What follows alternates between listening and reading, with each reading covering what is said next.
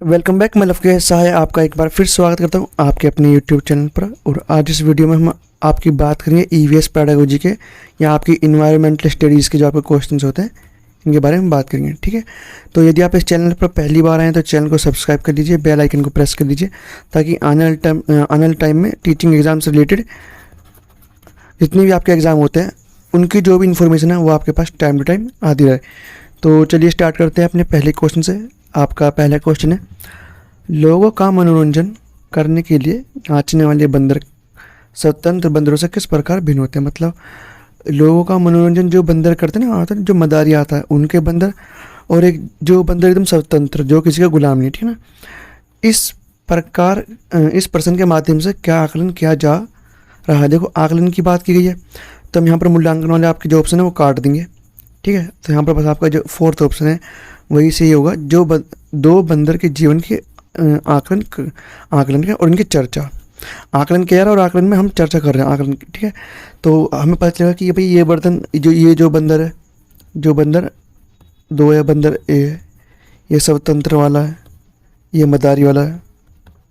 ठीक है, तो ये वाला कुछ भी कहीं भी जा सकता है, ये वाला नहीं जा सकता। तो हम इस चीज़ के ऊपर चर्चा कर रहे हैं, तो यहाँ पर जो आपका डी ऑप्शन है वो ठीक होगा। नेक्स्ट क्वेश्चन है आपका, एक शिक्षक प्रतिदिन बच्चे के सीखने की प्रगति का ब्यौरा रखता है और उसके जीवन में घटित महत्वपूर्ण घटनाओं का वर्णन अभिलेख भी प्रस्तुत करता है। उपयुक्त विवरण का उपयोग होता है। अब देखो अभी इसमें वो कौन से विवरण का प्रयोग कर रहा है ना, कौन सी जो ऐसी टेक्निक है जिसको यूज़ कर रहा है इनमें से। क्रम निर्धारण मापने के लिए नहीं, देखो इस मापने का भी यूज़ नहीं कर रहा कि रेटिंग इसके लिए ना। जांच सूची भी नहीं है, पोर्टफोलियो भी नहीं है आपका ये। ठीक है, ये उपाख्यान अभिलेख है ना, इसके अंदर बच्चे की जो डेली की जो मतलब जो भी बच्चा कुछ कर रहा है और कुछ विशेष घटना, ठीक है ना, जो अलग हो टीचर उसको नोट कर लेता है, उसे बोलते हैं उपाख्यान अभिलेख। तो यहाँ पर जो आपका डी ऑप्शन है वो ठीक होगा। नेक्स्ट क्वेश्चन आपका, पक्षी और उनकी चोंच पर आधारित निम्नलिखित में से कौन सा प्रश्न बच्चों को तर्क देने और विश्लेषण करने का अवसर प्रदान करने की दृष्टि से सर्वश्रेष्ठ। मतलब विश्लेषण का मतलब क्या होता है कि चीज़ों को हम थोड़ा कैटेगराइज कर देते हैं ना, थोड़ा पार्ट्स में डिवाइड कर देते हैं। संश्लेषण में हम पार्ट्स में डिवाइड ना करके हम उन सभी को जोड़ देते हैं। ठीक है, कुछ ये होता है ना। तो यहाँ पर देखते हैं, पहला ऑप्शन आपका, पक्षियों को चोंच के आकार में भिन्नता क्यों होती है। तो ये सबसे बढ़िया तरीका नहीं है, है ना। दूसरा ऑप्शन है, एक पक्षी का नाम लिखिए, उसकी चोंच का वर्णन कीजिए। पक्षी का नाम लिखा, ठीक है, उसकी चोंच का वर्णन करा कीजिए और स्पष्ट कीजिए कि उसकी चोंच का आकार उसके खाने की आदतों से किस प्रकार जुड़ा हुआ है। तो आप यहाँ पर इसका व्याख्या करोगे कि वो क्या खाता है और उसकी चोंच किस तरीके से उपयोगी है। ठीक है, तो फिर आप इस तरीके से फिर दूसरा बनाओगे, है ना। दूसरे पक्षी का नाम लिखोगे, किसी का पैरट हो गया या किसी का, उसकी व्याख्या करोगे कि ये यहाँ पाया जाता है, ये यहाँ पाया जाता है, इसकी चोंच इसलिए लाभदायक है और ये खाता है, इस तरीके से। तो आपका बी ऑप्शन आपका यहाँ पर सही होगा। सी ऑप्शन आपका, एक पक्षी की चोंच लंबी सीधी और नोकदार है जिसके किनारे तीखे हैं। ये तो सिर्फ एक ही पर्टिकुलर पक्षी की बात होगी ना, अब जरूर थोड़ा ना कि सभी पक्षियों की चोंच सेम हो, तो इसलिए आपका ये वाला ऑप्शन गलत आता है। और फोर्थ ऑप्शन आपका, तोते की चोंच का वर्णन कीजिए। तो ये भी एक पर्टिकुलर किसी एक चीज़ के बारे में बात होगी, तो यहाँ पर जो आपका बी ऑप्शन है वो ठीक होगा। नेक्स्ट क्वेश्चन आपका, कक्षा 5 की शिक्षिका अपने शिक्षार्थियों को नीम की पत्तियों और आम की पत्तियाँ उपलब्ध कराती है। देखो ठीक है, नीम की पत्तियाँ और आम की पत्तियाँ उपलब्ध कराई, क्लास 5 के बच्चे हैं। ठीक है, तथा उन्हें यह बताने के लिए कहती है कि ये किस तरीके से समान है, कि इनमें क्या है, क्या चीज़ें सिमिलर हैं और किस तरीके से परस्पर भिन्न है, मतलब और इनमें असमानता है क्या है। इस सवाल का जवाब देने में निम्नलिखित में से कौन सा प्रक्रमण कौशल इस्तेमाल होगा। तो आपको बताना है, देखो एक तो होता है आपका हाइपोथेसिस, ठीक है ना, माइंड में आपने कुछ सोचा कि ऐसे ऐसा काम करना चाहिए और ये हो जाएगा, ठीक है ना, और फिर आपने उसको प्रैक्टिकली करके देखा और वो हो गया, तो क्या है, वो हाइपोथेसिस है आपका। ठीक है, सिर्फ माइंड में काल्पनिक चीज़ आपने बना रखी है, तो वो तो परिकल्पना होगी, ठीक है ना, इमेजिनेशन। अनुमान लगाना नहीं है कि यहाँ पर बच्चे अनुमान थोड़ी लगा रहे हैं, यहाँ पर तो बच्चों को दे रखी चीज़ें। ठीक है, तो यहाँ पर आपका जो है बी ऑप्शन भी नहीं होगा। थर्ड ऑप्शन आपका अवलोकन, तो क्या करेंगे बच्चे, जो आम की जो पत्तियाँ हैं और जो नीम की पत्तियाँ, उनका आकार देखेंगे, उनका कलर देखेंगे, उनके साइज़ देखेंगे, ठीक है। तो क्या कर रहे हैं बच्चे, अवलोकन देख के तो पता लगा रहे हैं इस चीज़ को। तो यहाँ पर आपका जो सी ऑप्शन है वो ठीक होगा। मापना भी नहीं होगा, ठीक है ना, मेजरमेंट कर रहे नहीं, आपका अवलोकन ज़्यादा बेटर है। नेक्स्ट क्वेश्चन है आपका, मीता हमेशा पर्यावरण अध्ययन की कक्षा में अपने शिक्षार्थियों से युक्त मतलब मुक्त अंत वाले प्रश्न पूछती है, मतलब डाइवर्जेंट थिंकिंग वाले जो है क्वेश्चन पूछती है। उसका मुख्य उद्देश्य हो सकता है, तो बताना उसका मुख्य उद्देश्य क्या हो सकता है। शिक्षार्थियों के डैश का विकास करना, अच्छा, शिक्षार्थियों के डैश का विकास करना, उसका मुख्य उद्देश्य हो सकता है शिक्षार्थियों के डैश का विकास करना। पहले ऑप्शन देखो अभिसारी, देखो अपसारी चिंतन होता तो हम एक बार के लिए सोचते हैं, तो ये तो नहीं देगा क्योंकि अपसारी चिंतन को ही हम डाइवर्जेंट थिंक, ये तो आपको कन्वर्जेंट थिंकिंग हो गया। सुनने संबंधी कौशल नहीं, ठीक है, ये नहीं है। बोलने संबंधी कौशल भी नहीं है, यह सृजनात्मकता। टीचर ऐसे क्वेश्चन पूछती है बच्चों से जिसके एक से ज़्यादा आंसर जो है निकलते हैं या सोल्यूशन निकलते हैं, ठीक है। तो यहाँ पर जो आपका सी ऑप्शन है, टीचर बच्चों में ये डेवलप करना चाहती है, तो यहाँ पर जो आपका सी ऑप्शन है वो ठीक होगा।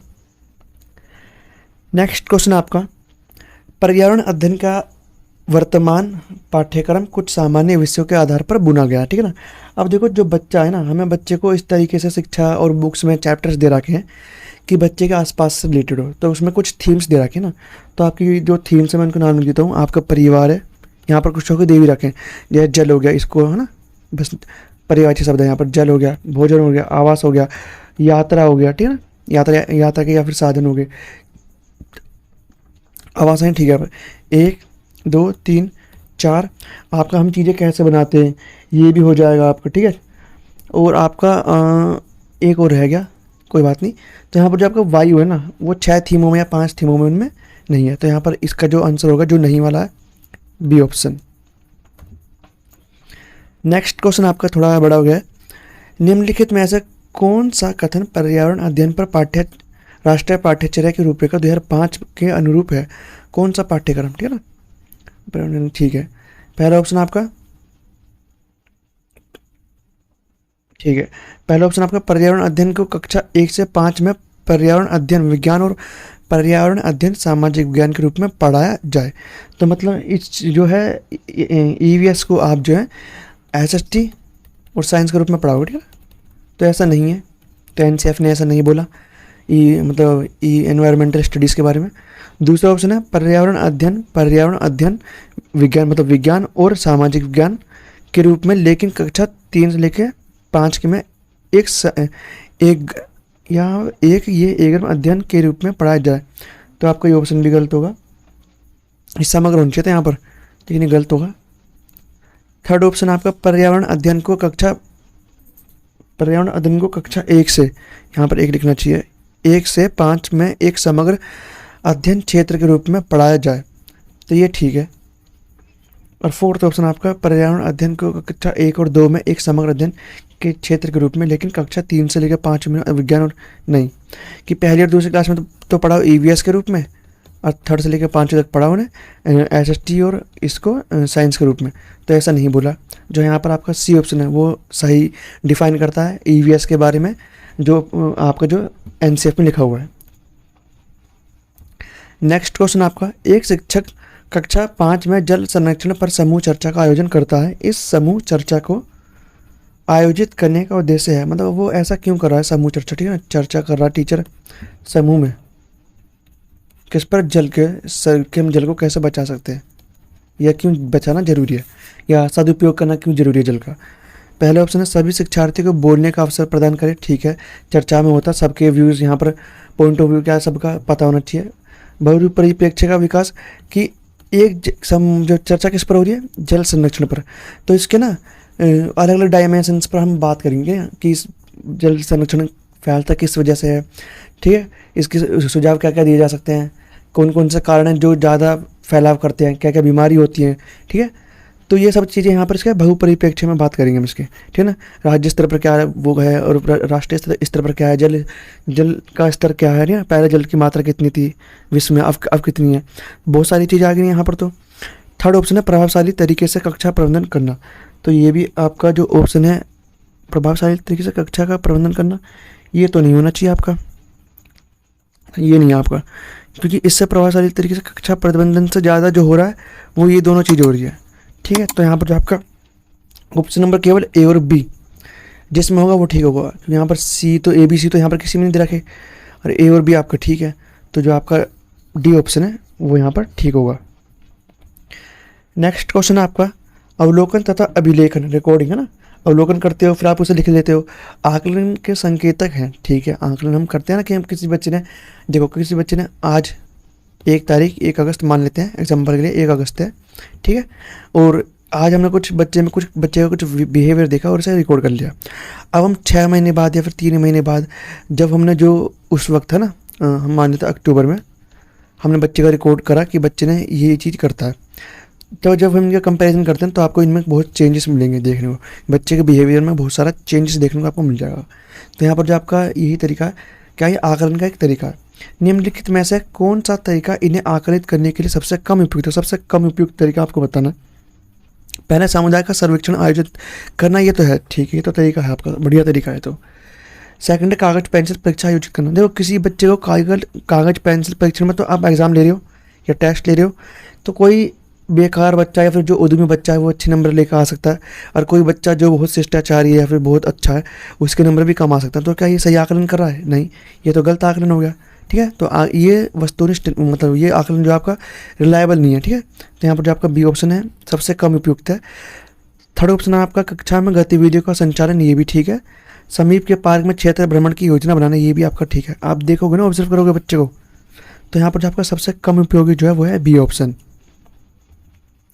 नेक्स्ट क्वेश्चन आपका 5वीं कक्षा की शिक्षिका तथा उसके शिक्षार्थियों ने अपने अपने क्यारी में एक राजमा का पौधा लगाया। मतलब ठीक है, मतलब पौधों की लाइनें बच्चे हैं और उन्होंने क्या करा, अपनी अपनी क्यारी, मतलब हर बच्चे ने, ए बच्चा है, ए बच्चा नंबर बी सी, ठीक है ना, ए बी सी, इसने अपने उसमें लगा लिया राजमा के, ठीक है, राजमा के पौधे लगा लिए।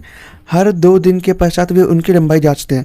ये भी लंबाई जांच रहा है भाई 2 दिन में कितना बड़ा हमारा राजमा का पेड़, ठीक है, ये पौधा, और ये बच्चा भी नाप रहा है, ठीक है, और उस लंबाई तथा लिखते हैं, उसे कॉपी में नोट कर लिया। 3 सप्ताह के पश्चात उन सभी ने अपने परिणामों को ग्राफ के माध्यम से दर्शाया कि एक दिन यहाँ पर हो गया हाइट, है ना, और यहाँ पर हो गया कितना डेज, तो एक दिन में कितनी बड़ी है, ठीक है, इतनी बड़ी है, 2 दिन में कितनी बड़ी है, इतनी बड़ी है, 3 दिन में कितनी बड़ी है, इतनी बड़ी है। तो इस तरीके से ग्राफ बन जाएगा। तो ये क्या है, परिकल्पना तथा अनुमान। देखो ये तो परिकल्पना और अनुमान तो बिल्कुल नहीं है। परिकल्पना का मतलब होता है हाइपोथेसिस, जो बच्चे ने पहले किया ही ना हो, ठीक है, लेकिन यहाँ तो सब पूरे तरीके से एक प्रोसेस में हो रही है चीज़ें, तो पहला ऑप्शन गलत। भविष्यवाणी भी नहीं है, क्योंकि इनके पास पूरा डाटा है ना, फैक्ट्स है इनके पास। गणना करना था, अनुमान तो ये लगा ही नहीं रहे। फोर्थ ऑप्शन है आपका नापना और संप्रेषित करना। तो यहाँ पर जो आपका फोर्थ ऑप्शन है वो ठीक होगी, नाप रहे हैं वो, उन्होंने मेजर किया ना भी एक दिन में इतना बढ़ रहा है, फिर उन्होंने उसी को मेजरमेंट को लेकर एक ग्राफ पेपर पर नाप दिया।